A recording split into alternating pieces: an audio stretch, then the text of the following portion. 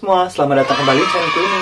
Sebelumnya aku ingin berterima kasih dulu bagi teman-teman semua udah mampir ke channel ini. Aku berharap dengan dari channel ini bisa membantu kita semua untuk lebih sadar akan pentingnya financial literacy. Buat teman-teman yang baru datang, perkenalkan, namaku Daniel. Aku adalah seorang karyawan biasa yang sedang bekerja di luar negeri dan kebetulan aku memiliki antusiasme dalam bidang investasi atau personal finance. Nah, channel ini aku buat dengan nama Investor Habits karena di channel ini yang aku tekankan adalah kebiasaanku untuk berinvestasi, bukan kemampuanku. Jadi aku memiliki kebiasaan selalu menginvestasikan 80% dari penghasilanku. Nah, di video kali ini aku ingin membahas tentang kesalahan apa aja yang sering dilakukan oleh kita para anak muda dalam mengelola keuangan kita. Yang pertama adalah terlalu fokus pada gaya hidup. Jadi seringkali nih kalau anak muda kita membeli sesuatu yang bahkan kita nggak pengen dengan uang yang kita belum punya untuk mengimpresi orang yang bahkan kita tidak sukai, teman-teman. Jadi kita sebenarnya kita nggak mampu tapi kita beli suatu barang dengan menggunakan kredit hanya untuk mengimpresi orang lain, bukan untuk kepentingan diri kita sendiri, bukan untuk produktivitas kita. Nah, itu merupakan satu kesalahan yang benar-benar harus kita hindari ya, teman-teman. Selanjutnya, kesalahan berikutnya adalah tidak mempelajari tentang literasi keuangan atau tidak memiliki kecerdasan finansial. Yang namanya investasi itu sifatnya compounding ya, teman-teman.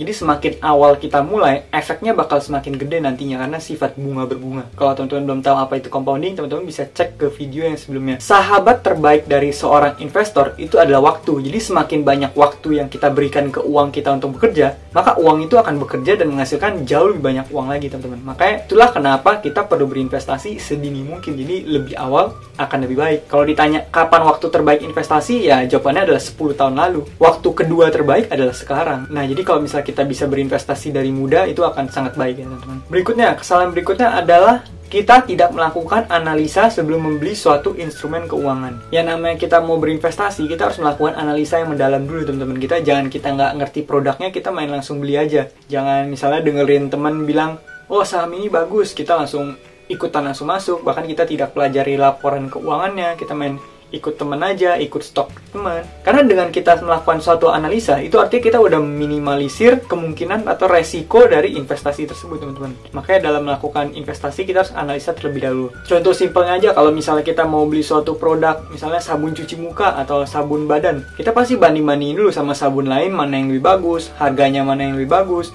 diskonnya mana yang lebih bagus, kemudian efeknya apa aja. Nah, masa ini kita mau beli perusahaan tapi kita langsung sembarangan, teman-teman. Itu kan dibalik sebuah saham itu ada perusahaan dibaliknya.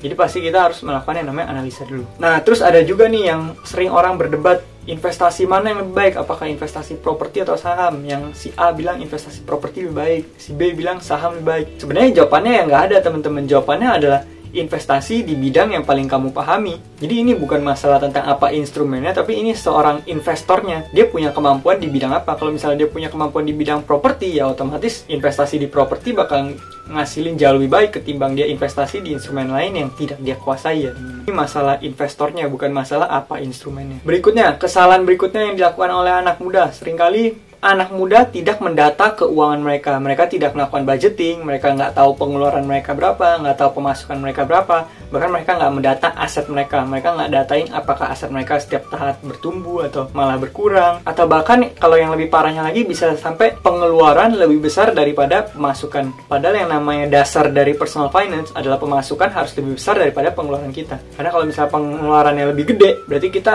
nggak surplus ya, teman-teman. Setiap bulan kita defisit jadinya. Nah, dengan kita melakukan budgeting ini, kita jadi tahu nih uang kita kemana aja, terus uang kita pemasukannya berapa, pengeluarannya berapa, terus setiap bulan kita bisa tahu apakah aset kita selalu bertumbuh atau enggak, kita bisa kontrol investasi kita. Jadi yang namanya budgeting itu perlu banget untuk mengontrol keuangan kita. Nah, sekian adalah kesalahan-kesalahan yang sering dilakukan anak muda mengenai keuangan. Semoga channel ini bisa bermanfaat. Oh iya, teman-teman, aku juga pengen ngucapin terima kasih buat teman-teman semua, karena dengan bantuan dari kalian semua, TikTok kita berhasil mencapai 100.000 subscriber, teman-teman. Jadi terima kasih banget karena bantuan dari kalian semua.